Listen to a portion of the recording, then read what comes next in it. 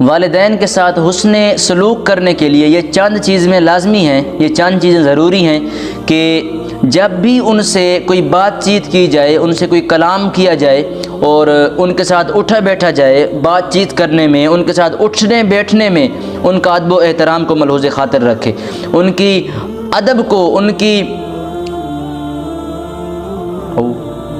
بسم اللہ الرحمن الرحیم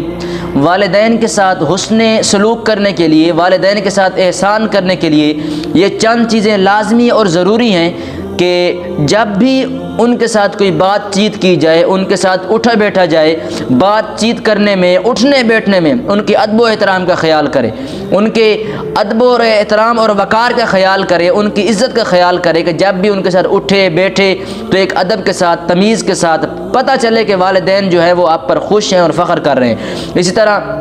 جو راستے میں چل رہے ہوتے ہیں ان کے آگے نہ چلے، والدین کے پیچھے پیچھے رہے، راستے میں والدین کے آگے نہ چلے، ان سے مقدم نہ ہو، ان کا نام لے کر نہ پکارے، جب بھی اپنے والد کو پکاریں تو ان کا نام نہ لیں، ان کو ابو جان، امی جان یا ایک خوبصورت رشتے اور خوبصورت نام کے ساتھ انہیں یاد فرمائیں، انہیں یاد کریں تاکہ وہ آپ سے، آپ کے کردار پر، آپ کے بات چیت کرنے پر، آپ کے قول و فعل پر وہ خوش ہوتے رہیں۔ اسی طرح ہر کام اور ہر بات، آپ کا اپنا مسئلہ ہے، آپ کے گھر کا مسئلہ ہے، آپ کے خاندان کا کوئی بھی مسئلہ ہو، ہر بات اور ہر کام ان کی رضامندی سے کریں۔ جب آپ اپنے والدین کی رضامندی کے ساتھ کوئی کام کریں گے نا تو وہ کام پائے تکمیل تک لازمی پہنچے گا، ہر حال میں پہنچے گا، کیونکہ والدین کی دعائیں ہوتی ہیں جو اولاد کے مستقبل کو روشن کرتی ہیں۔ اسی طرح جب وہ اس دنیا سے چلے جائیں تو ان کے مرنے کے بعد جو بھی ان کی وصیت ہو وہ پوری کرے،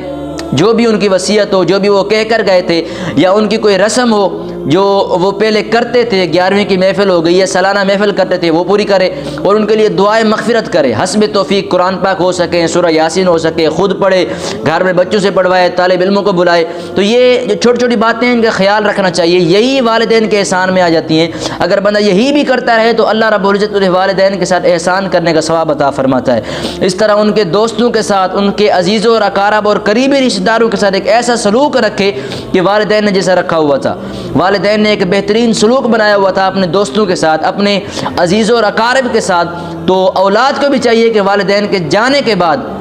والدین کی یہ جو چھوٹی چھوٹی باتیں ہیں، یہ رشتہ داریاں ہیں، یہ دوستیاں ہیں، وہ برقرار رکھے۔ اسی طرح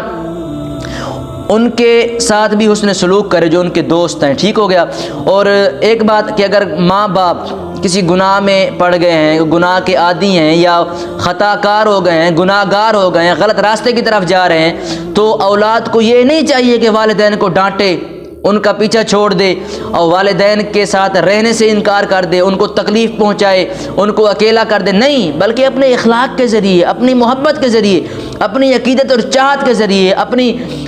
بلندی کے ذریعے، اپنے مقام اور مرتبے کے ذریعے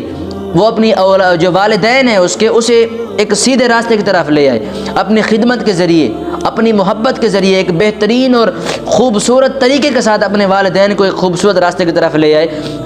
ہدایت کی طرف لے کر آئے، جو اللہ نے اور اس کے رسول نے حکم دیے ہیں، احکامات دیے ہیں، اہدنا الصراط المستقیم، صراط مستقیم کی طرف اپنے والدین کو لے آئے، ان کو تکلیف نہ پہنچائے، انہیں چھوڑے نہیں، ٹھیک ہو گیا۔ اور اس طرح اگر کوئی ماں باپ کافر یا منافق ہوں تب بھی ان کے ساتھ، والدین کے ساتھ احسان کرنے کا حکم ہوگا، لیکن اللہ اور اس کے رسول کی جب وہ اطاعت نہیں کریں گے تو جو غلط احکام ہیں ان غلط احکام کو ماننا لازمی نہیں ہوگا، لیکن والدین کے ساتھ احسان کرنے کا حکم ہر حال میں اللہ نے دیا ہے۔ اسی طرح اپنے والدین کے ساتھ نرمی کا برتاؤ کرے، ان کے ساتھ ادب سے پیش آئے، ان کی خدمت کرے، ان کے ساتھ بہترین سلوک رکھے اور ایک محبت والا رشتہ رکھے کہ والد اور والدہ کے ساتھ ایک عاجزی اور انکساری کے ساتھ، عقیدت کے ساتھ پیش آئے، اور